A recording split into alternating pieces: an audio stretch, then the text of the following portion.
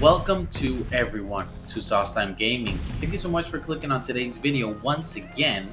Today we will be talking about 10 things you might not know about Call of Duty Vanguard. If you do enjoy today's video, I would certainly appreciate you hit that like button. If you do want to watch all the regulars for Sauce Time Gaming, click on that subscribe button and that bell as well so you can always get notified when a new video is up. Now, let's get right into it. So first, let's talk about progression. As you work your weapons to that long-awaited level 70, it is worth noting that if there is a weapon you are planning to use next, and it so happens to be an operator's favorite weapon, if you have that operator unlocked, then consider leveling that operator up, because when you do that, they actually grant XP to the weapon even if you're not using it. So this will greatly help you grind that weapon up to a higher level, because when you start using it, you're going to start using it at, let's say, level 8 instead of starting at level 1. So it really should be helping you out with getting the best attachments earlier so you don't have to grind the weapon from scratch. Now, let's talk about launchers. Did you know that launchers have an explosive sort of recoil to them? And if you are within a hardcore game mode, you could actually kill your teammates with it. If you are grinding the camos for the launchers in a standard game mode as well, and you may be dropping munitions box a little too close to yourself, you might have already killed yourself with the explosion of it. And this actually happens with the M1 bazooka, it happens with the Panzerschreck and the Panzerfaust, and even though it doesn't happen with the Mark 11 launcher, I guess that is sort of an irrelevant thing, because at least for camo purposes, you have no business aiming that thing to the sky, but now you know. Now, let's talk about Vanguard's Bloom feature. Now, if you didn't know, Bloom is the same way we have hip fire spread, we have something called aim down sight spread, which now is termed Bloom. And the way this works is that it adds a randomness factor to wherever you're aiming down sight to. So you could be looking at a target and you're aiming down sight directly at them, but there is still a randomness with where that bullet will go. Now, a lot of people nowadays are calling this a new feature or a sort of a new stat to the weapons. However, in Modern Warfare 2019, this stat actually existed, although it wasn't called Bloom and it wasn't really present in all weapons. If you actually equipped a shotgun with a slug round and you aim down sight, you would actually get what is essentially now Bloom. And this is something that a lot of people don't know. They keep calling it new. However, it was actually present, specifically in the slug round shotguns in Modern Warfare 2019. So now you know about it, and you could even check it out now, because the description of the slug rounds themselves state that if you add a longer barrel or attachments that increase sort of the range for the weapon, it increases its accuracy. So a pretty interesting thing that not many people know.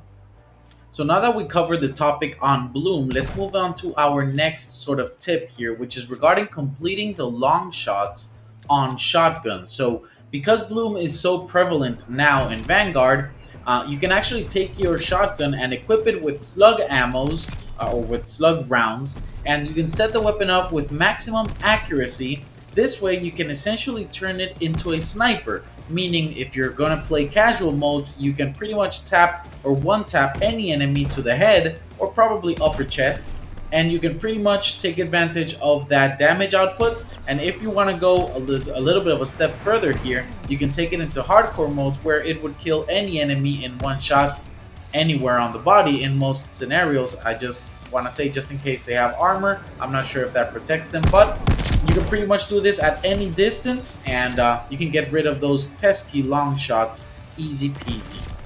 So speaking of long shots, let's talk about our next topic here, which is actually a spot in Das Haus where you probably have already seen people do this, but it actually gives you the ability to extend your line of sight in a way to be able to get those long shots a little bit easier in an otherwise smaller map, right? So it involves using your deployable cover and placing it in just the right spot here so you're able to see between these tires and sort of wooden structure here. It does make you shake uncontrollably, at least based on what I tried to test out. If you do know a way to do this where you don't have to shake uncontrollably, then please do let me know in the comment section down below, because I think it will be helpful for everyone else as well. But now you know. Now that we mentioned the deployable cover, let's talk about the next tip or sort of fact here. I don't really know how to call them, but it's about the animation bug that can let you place a deployable cover without completing the animation itself. And you do this by laying all the way down and placing the cover itself. The game does state that you're not allowed to use it while prone, so this will likely be fixed sometime in the future, but as it stands, as of the making and posting of this video, you will be able to do this, and it does simply or magically make the deployable cover appear in front of you while still letting you, reload or shoot. So it's kind of a gimmicky thing, but it allows you to sort of outplay some people in some situations. And not many people use a deployable cover, but maybe for the time being, until they patch this, you can make use of it for some very entertaining clips. Now, let's talk a little bit about equipment. Something you might not have noticed is the way sticking enemies works in Vanguard, specifically for a thermite. Despite having successfully thrown and stuck a thermite on an enemy, it won't actually follow them as they aimlessly attempt to run away from the damage. However, it will still kill them, and the thermite will keep burning in the spot where you stuck them initially, which is cool, but I guess inaccurate to the actual sticking term. The next piece of equipment I want to talk about is the Stim, which, if you played both Modern Warfare 2019 and Black Ops Cold War, you got used to the immediate regain of health once you use the Stim. However, in Vanguard, similar to how the tactical sprint currently works, where it sort of takes a little bit of time to sort of load up, the Stim actually has to go through its initial animation to then begin regaining your health, which can lead to some confusing deaths. The fix in this case is pretty much stimming and hoping your health holds up long enough. Not very practical, but it is what it is. Now, on the useless but interesting side, you can actually mount a launcher to a surface as long as you are mounted with a mountable weapon beforehand. So you can't just aim down sight with a launcher and try to mount, but if you aim down sight with your assault rifle or your SMG or your sniper, whatever the case may be, you can then swap weapons without letting go of that aim down sight, and it'll let you successfully mount a launcher. Again, useless, but interesting. Now, last but not least, moving a little bit into the future here and the slowly approaching new Warzone map, it is worth noting that the recoil in multiplayer will probably not be the same for Warzone Pacific. Now, similar to how Cold War weapons have totally different recoil patterns in multiplayer as they do for zombies, as they ultimately do for Warzone, it is likely we will have the same thing happen this year.